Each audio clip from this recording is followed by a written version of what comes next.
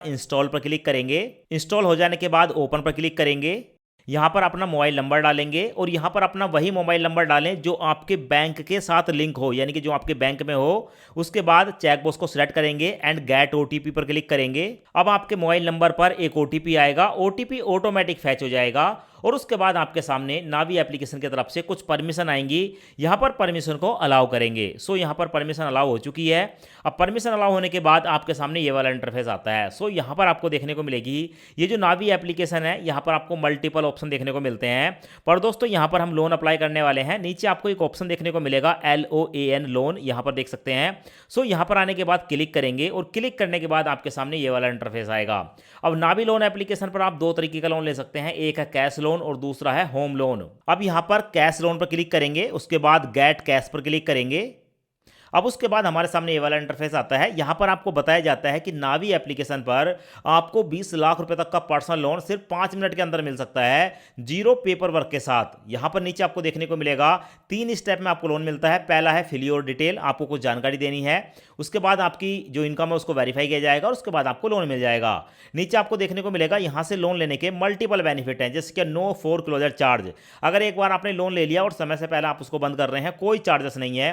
Attractive interest rate, यानी कि यहाँ पर जो आपको रेट ऑफ इंटरेस्ट लगाया जाएगा वो बाकी लोन एप्लीकेशन की अपेक्षा ठीक ही रहने वाला है। और इसके साथ साथ डिजिटल प्रोसेस होने वाला है, कोई भी हिडन चार्जेस नहीं है।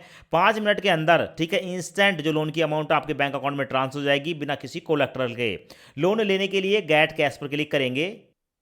अब उसके बाद आपसे कुछ परमिशन पूछी जाएगी, जैसे कि लोकेशन, SMS एंड ऐप की। सो यहाँ पर एग्री पर क्लिक करेंगे। अब उसके बाद यहाँ पर परमिशन को अलाउ करेंगे, फिर से अलाउ पर क्लिक करेंगे और उसके बाद दोस्तों यहाँ पर एक ऑप्शन देखने को मिलेगा एग्री एंड कंटिन्यू, यहाँ पर क्लिक करेंगे। अब उसके बाद आपके सामने ये वाला इंटरफेस आएगा। यहाँ पर आपको देखने को मिलेगा कंप्लीट योर प्रोफाइल।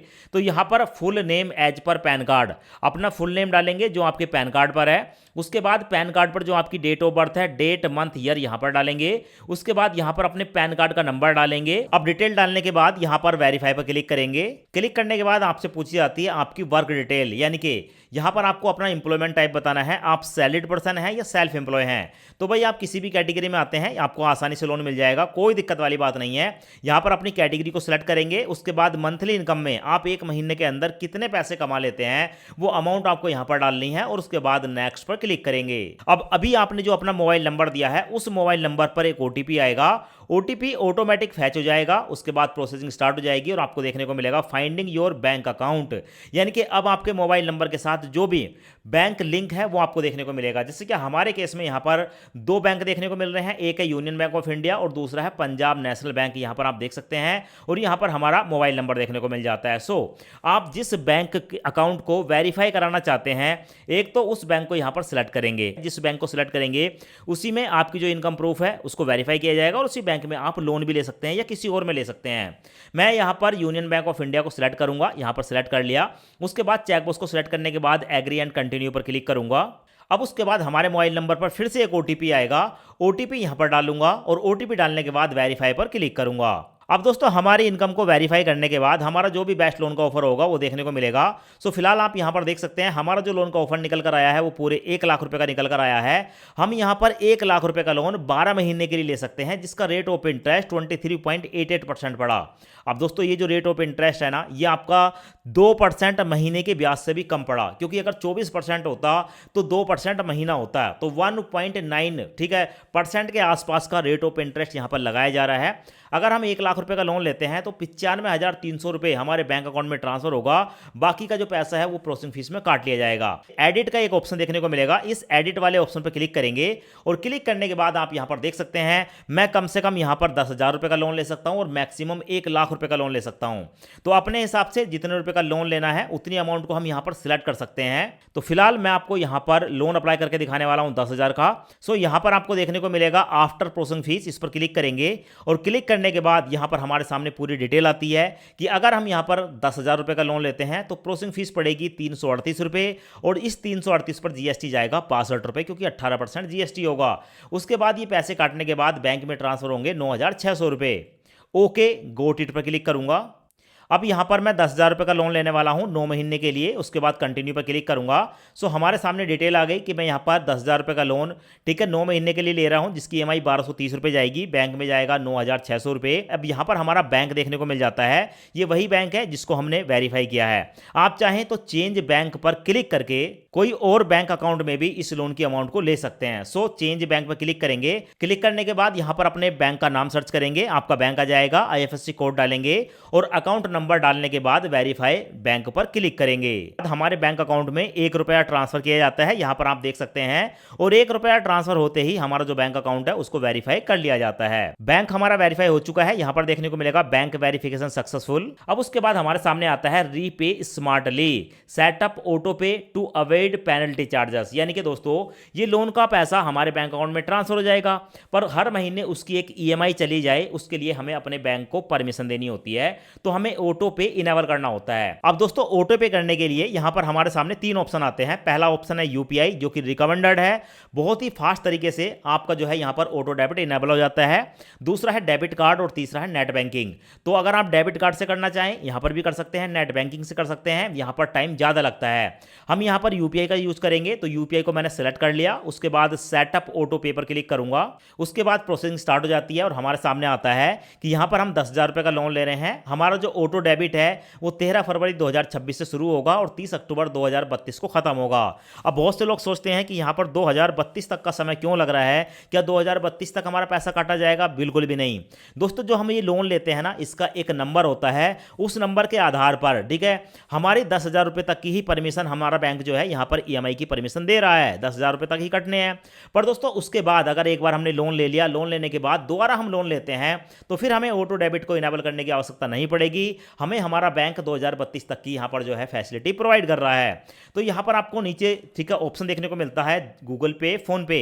मेरे मोबाइल में गूगल पे, फोन पे है, तो इसीलिए यहां पर 2 ऑप्शन आ रहे हैं। अगर आपके मोबाइल में पेटीएम होता तो वो भी आ जाता। नीचे आपको देखने को मिलेगा, आप चाहें तो इनको ऐप को डायरेक्ट सिलेक्ट करके ऑटो पे कर सकते हैं और आप चाहें तो UPI ID डालकर वेरीफाई पे क्लिक करके कर सकते हैं। सो मैं यहां पर फोन पे को सिलेक्ट करूंगा। उसके बाद चेकबॉक्स को सिलेक्ट करने के बाद, ठीक है, नीचे आपको एक ऑप्शन देखने को मिलेगा सबमिट वाला। सबमिट पर क्लिक करूंगा। सबमिट पर क्लिक करने के बाद हम जो है सीधे फोन पे पर पहुंच जाते हैं। अब यहां पर फोन पे पर जिस बैंक में हम लोन ले रहे हैं, मैंने उसी बैंक को यहां पर सिलेक्ट किया है। मैं इस बैंक को सिलेक्ट करूंगा। सेट ऑटो पे पर क्लिक करेंगे। फोन पे का सिक्योरिटी पिन है, अपना यहां पर पिन डालकर पे पर क्लिक करूंगा। जैसी पे पर क्लिक करता हूं, आप यहां पर लाइव प्रूफ देख सकते हैं, सब कुछ आपके सामने है। ऑटो पे सेट हो चुका है सक्सेसफुली, आपके सामने है। यहां पर एप्लीकेशन को बंद नहीं करना है और आपको देखने को मिलेगा UPI mandate sign successfully. Final हमारे सामने आ चुका है, ऑटो पे सेटअप सक्सेसफुल, ठीक है। अब उसके बाद हमारे यूनियन बैंक ऑफ इंडिया से भी मैसेज आ गया कि भाई हमने जो है 10,000 रुपए का ऑटो पे की रिक्वेस्ट को वेरीफाई किया है। अब दोस्तों उसके बाद हमारे सामने ये वाला स्टेप आता है। यहां पर आपको देखने को मिलेगा EMI की डेट है, हमारी हर महीने की 1 तारीख को EMI पड़ने वाली है। साथ में बताया गया है कि अगर हम 10,000 रुपए का लोन लेते हैं तो 9,400 हमारे बैंक अकाउंट में ट्रांसफर होगा, पर पहला हो रहा था 9,600 रुपए। क्योंकि दोस्तों यहां पर आपको देखने को मिलेगा ये EMI सील्ड का काट रहे हैं 200 रुपए, ठीक है। आप चाहें चेंज पर क्लिक करके इसको बंद कर सकते हैं और 200 रुपए की आपकी बचत हो जाएगी, पर मैं इसको रहने देता हूं। आप अपने केस में इसको बंद कर सकते हैं। उसके बाद मैं यहां पर नेक्स्ट पर क्लिक करूंगा। नेक्स्ट पर क्लिक करने के बाद हमारे सामने आता है वेरीफाई KYC। अब यहां पर हमें अपने आधार कार्ड को वेरीफाई करना होगा, जिसके 2 ऑप्शन हमारे पास आते हैं। पहला है पेपरलेस KYC, दूसरा है डिजी लॉकर। अगर आपका डिजी लॉकर पर अकाउंट है तो आप यहां से भी कर सकते हैं। मैं पेपरलेस KYC पर क्लिक करूंगा। उसके बाद प्रोसेसिंग स्टार्ट हो जाती है। यहां पर अपने आधार कार्ड के नंबर डालेंगे।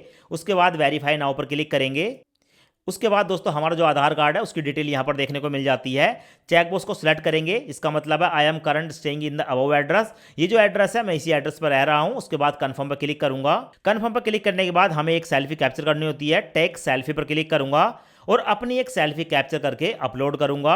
अपलोड करने के बाद हमारी सेल्फी यहां पर आ जाती है। डन पर क्लिक करूंगा और डन पर क्लिक करने के बाद दोस्तों आप यहां पर देखेंगे हमारा जो लोन का डॉक्यूमेंट है वो जनरेट हो जाता है। सो अभी आपको देखने को मिलेगा यहां पर हमें जो है की फैक्ट स्टेटमेंट देखने को मिल रहा है। आप चाहें तो इसको डाउनलोड कर सकते हैं। आई अंडरस्टैंड पर क्लिक करूंगा, चेकबॉक्स को सिलेक्ट करूंगा, आई एग्री गेट कैश पर क्लिक करूंगा।